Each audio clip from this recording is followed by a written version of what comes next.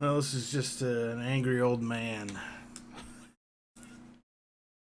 All right, so today's October 29th, 2024. I received an email from the Center for Voter Information. And down below it identifies the Center for Voter Information is a 501c4 nonprofit organization. Centerforvoterinformation.org. And what it tells me is that it tells me that I'm eligible to vote. It identifies the next election date. And then remember, who you vote for is private, but whether or not you voted is public record. Now, I don't know how they might ascertain that. That doesn't matter. Who cares? All right? So, we're sending this mailing to you and your neighbors to share who does and does not vote in an effort to promote election participation. While we have hidden the name and street number of your neighbors to protect their privacy, these are their true voting records, and there's an asterisk. This comes down below. There's an asterisk says, this data comes from publicly available state voter files. Okay. And then there's a table, and it's got columns for name, address, 2016 general election, 2018 general election, 2020 general election, 2022 general election. And then for me and my address, it says I voted in 2016, voted in 2018, voted in 2020, voted in 2022. And then it's got two lines that are partially redacted. I don't know who those names are, and there's no way for me to determine. And then they had a perfect record also. This person was marked NA, I guess not eligible. Maybe they were too young or whatever the case is. I don't know. And then this line in the center caught my attention. We will be reviewing these records after the election to determine whether or not you joined your neighbors in voting. Oh my, that's nobody's business at all. Okay. Anyway, I wanted to also point out that this information put in this table format is incorrect for me, because I voted in 2020 and 2022. That's accurate. I voted in 2016, 2018. That's accurate also, but not from this address. I did not live at this address before early spring 2020. So, anyway. And then they give you some helpful options. You know, polls are open from a certain time if you're going to vote by mail. Visit elections.maryland.gov to check your registration status and find polling location times and other information on how to vote. I hope you find this information useful. Gail Kitch, Board Chair, Center for Voter Information. All right. So, partially true. This is the spelling of my name. This is my current address. This is how I voted in the last 4 eligible elections.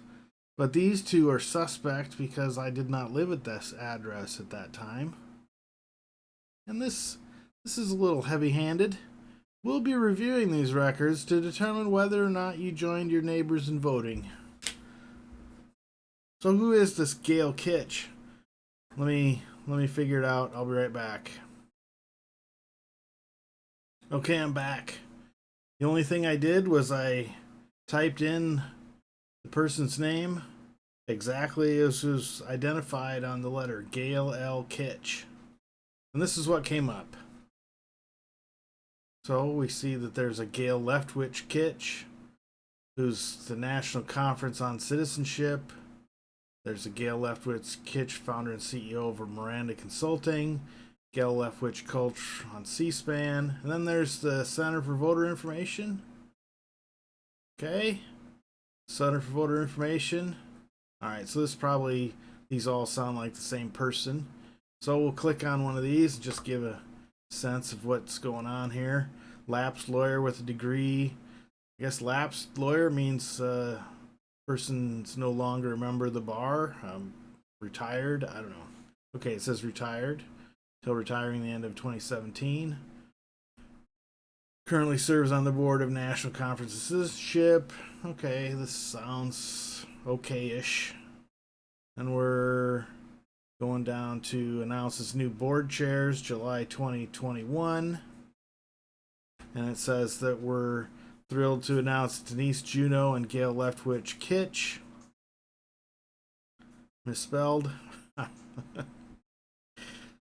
It's not the same spelling. But down here it's spelled the same way. Leftwich Kitch. Okay. Proud to be elected as the next board chair. Okay. And then, in a telling, I saw this link also. I aced my voting report card, but, and it's got the same stuff that I identified as problematic for me. Bolding is Miss Kitch. Who you vote for is private, but whether or not, and that's is different. Whether or not instead of if. And then the thing, we'll be reviewing the records to determine whether or not you joined your neighbors in voting. And it's the same deal. Alarm bells are sounding. This organization, which was not known to me before this moment. Okay, so at least I'm not the only one. Maybe it's just the two. Myself and whoever this Rex Mama is, perhaps. I can assure you I don't use the alias Rex Mama for my videos or online presence. I'll be right back. Alright, I would gauge that this is probably legitimate, but a little sketchy, because who sends unsolicited emails or letters like this without, identifying a person's name and address and their voting record over the past handful of elections?